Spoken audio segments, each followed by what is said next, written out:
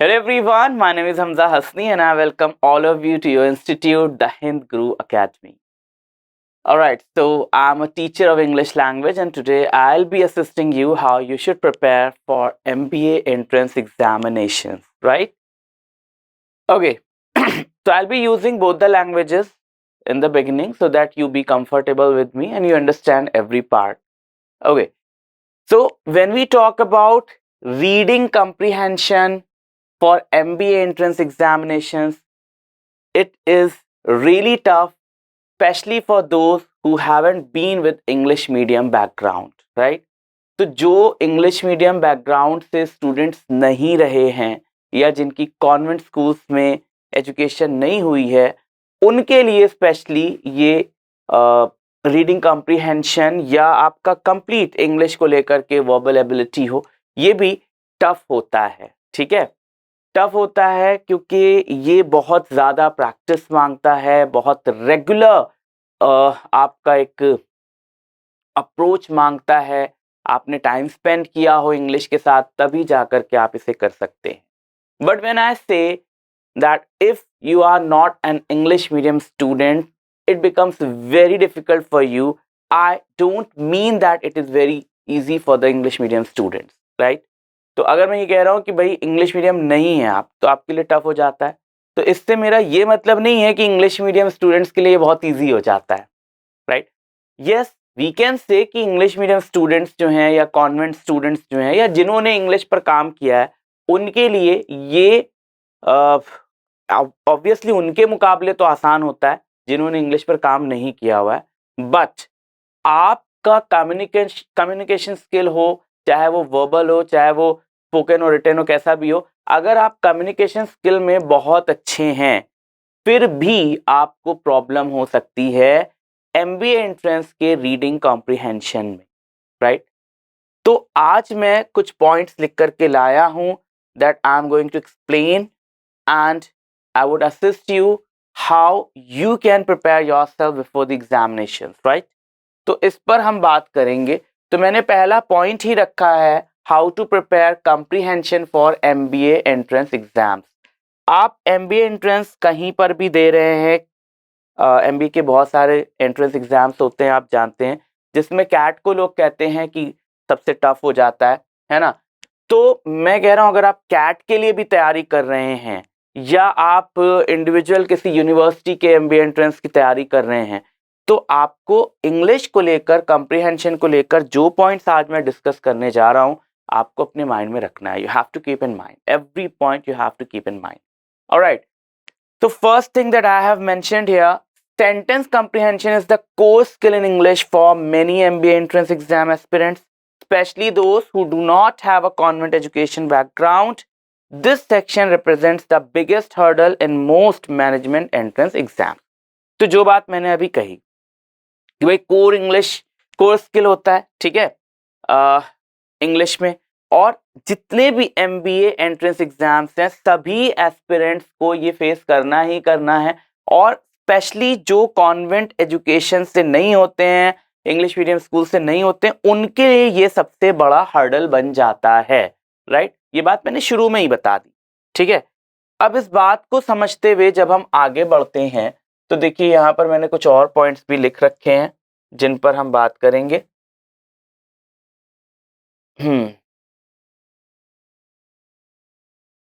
Okay, तो मैंने यहाँ लिखा है, at the same time, even for students who have the best education and are seemingly good at English, the experience of the past few years' papers shows us that being good at speaking and conversing in English might not guarantee you a top percentile score, right? Sometimes what happens, somebody is before you, and because he is habitual of speaking and writing English, he may be very good at communication skills. Yet, that doesn't guarantee that you will have good marks in MBA entrance examination, right? तो general communication हो सकता है आपका बहुत अच्छा हो, right? You may be very good, you may be at the peak of communication, right? But MBA के entrance exam के लिए ये काफी नहीं है कि आप सिर्फ इंग्लिश लैंग्वेज में अच्छे हों, सिर्फ कम्युनिकेशन स्किल्स में अच्छे हों। ठीक है, तो इंग्लिश को लेकर के आपकी अच्छी परसेंटेज एक्सपेक्ट कब की जा सकती है? जब आपने इंग्लिश कॉम्प्रिहेंशन को MBA एग्जाम के अकॉर्डिंग प्रिपेयर किया है। ऑलराइट, एक बात मैं और कहना चाहता हूं, many students who have been educated in convent or in English medium schools are overconfident. They are overconfident that English part is for me like what? Eating cake, right? So it will be very easy for me. I'll do it. I don't need any preparation. Sometimes they are overconfident. But when they appear in the examination and they face the exam paper, they lose their confidence. Why? Although they are very good at English, although they are very good at comprehension, yet they lack that touch which is needed for MBA entrance examination preparation, right? So I'm moving towards that. तो यहाँ पर वही कहा गया है कि experience किया गया है बीते कुछ सालों के जो पेपर्स हुए हैं MBA एंट्रेंस एग्जामिनेशन के, कि आप अगर इंग्लिश में बहुत अच्छे भी हों तो भी इंग्लिश में आप बहुत अच्छे परसेंटेज नहीं ला सकते हैं। कई बार ऐसा होता है ना, and most of the time ऐसे ही होता है कि आप अच्छे परसेंटेज नहीं ला पाते हैं MBA एंट्रेंस एग्जाम में। उसके रीजंस क्या हैं, मैं उस पर आता हूं। ओके, तो what may be the reasons? Okay, the role of reading in developing your language solving skills. देखिए, अब क्या होता है, कई बार ऐसा होता है, ओके ठीक है, कई बार क्या होता है कि when you ask common people who haven't faced MBA entrance examination or may have faced but they are not professional in training, they may suggest you, all you have to do, you have to read passages. Read passages, keep on reading, and you will at last learn everything about reading comprehension. And you will be able to solve any question related to this part. Okay? So, they may suggest you this, but this doesn't work all the time. So let us discuss. We have a short, what we can say, suggestion here. Let us read. The most commonly heard advice for career aspirants when it comes to preparing for this all important section is read more and more. The same thing that I told you. कहा जाता है पढ़ते रहो, बस पढ़ते रहो, right? ज़्यादा से ज़्यादा पढ़ो। So it is your right to ask, if I read more and more, would I get a solution to my problem in the language section in a time frame of say 1 to 4 months? तो अगर आपसे कोई कहता है कि ज़्यादा से ज़्यादा पढ़ो, तो आपको उससे ये सवाल करना चाहिए, आपको राइट है पूछने का कि ओके, अगर मैं खूब पढ़ती हूँ, खूब मैं रीडिंग करता हूँ या करती हूँ, तो क्या ऐसा होगा कि मेरे सिर्फ रीडिंग करने से इतने शॉर्ट टर्म में 1 मंथ से लेकर 4 मंथ तक का टर्म जो मुझे मिलता है प्रिपेयर करने के लिए, उसमें मैं सिर्फ रीडिंग करके क्या अच्छे मार्क्स ला सकूंगा या सकूंगी? क्या मेरी प्रॉब्लम सॉल्व हो जाएगी सिर्फ रीडिंग करके? तो ये क्वेश्चन आप कर सकते हैं उनसे जो आपको सजेस्ट करते हैं कि खूब पढ़ो, खूब रीड करो, सिर्फ रीड करो।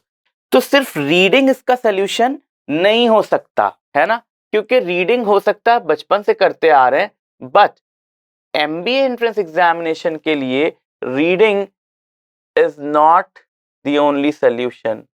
Okay, now what? The answer to this question is largely in the negative. तो जब आप जवाब मांगेंगे कि क्या 1 से लेकर 4 महीनों के बीच मेरी तैयारी हो जाएगी सिर्फ रीडिंग करके, तो लार्जली जो आपको आंसर मिलेगा इस क्वेश्चन का वो नेगेटिव ही मिलेगा। The reason for the same is that for you to develop your scores in verbal ability and reading comprehension by just reading more and more, you require maybe a 2 or 3 year cycle of preparation, right? Yes, it works.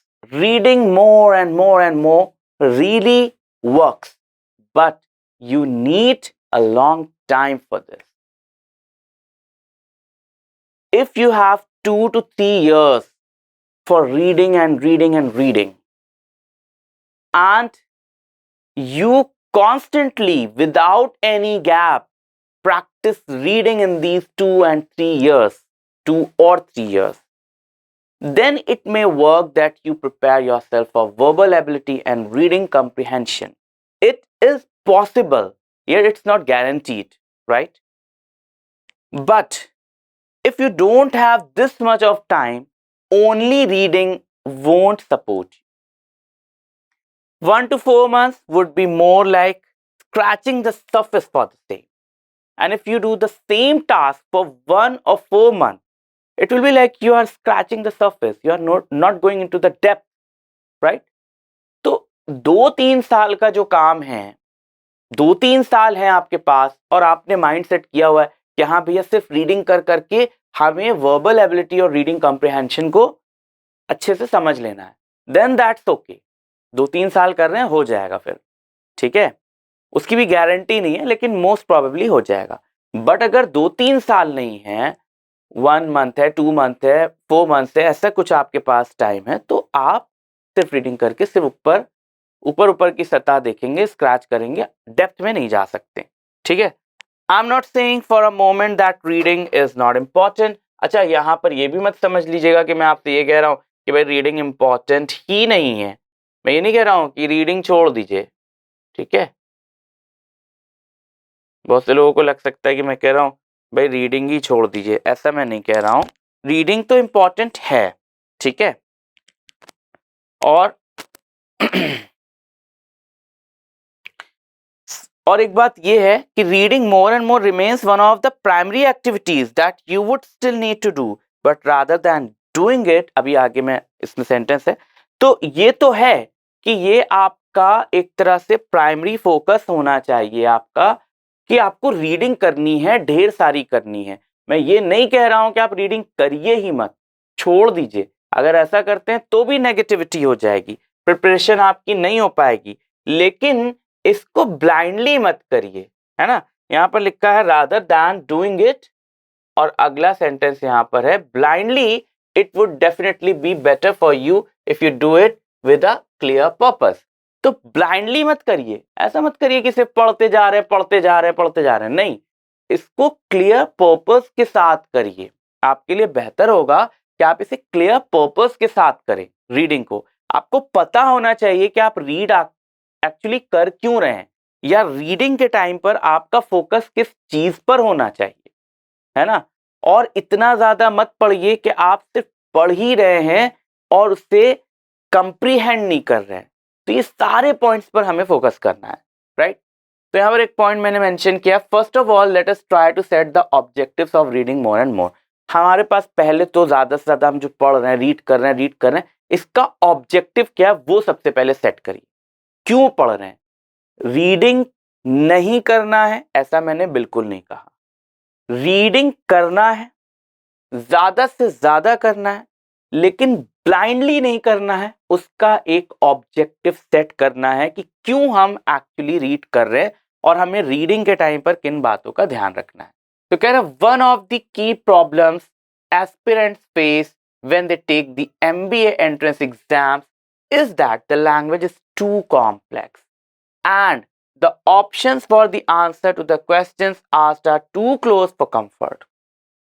Okay, तो बिल्कुल simple सी बात यहाँ समझा दी गई कि जो भी aspirants MBA exams की तैयारी करते हैं और रीडिंग कंप्रिहेंशन की जब बात आती है तो उनके साथ क्या प्रॉब्लम आती है सबसे बड़ी, कि जो लैंग्वेज है जो एमबीए एंट्रेंस एग्जाम में पूछे जाते हैं, रीडिंग कॉम्प्रिहेंशन पैसेजेस जो आते हैं, उनकी लैंग्वेज बहुत ज्यादा कॉम्प्लेक्स होती है और उसमें वर्ड्स भी जो होते हैं वो डिफिकल्ट यूज किए जाते हैं जानबूझकर, है ना.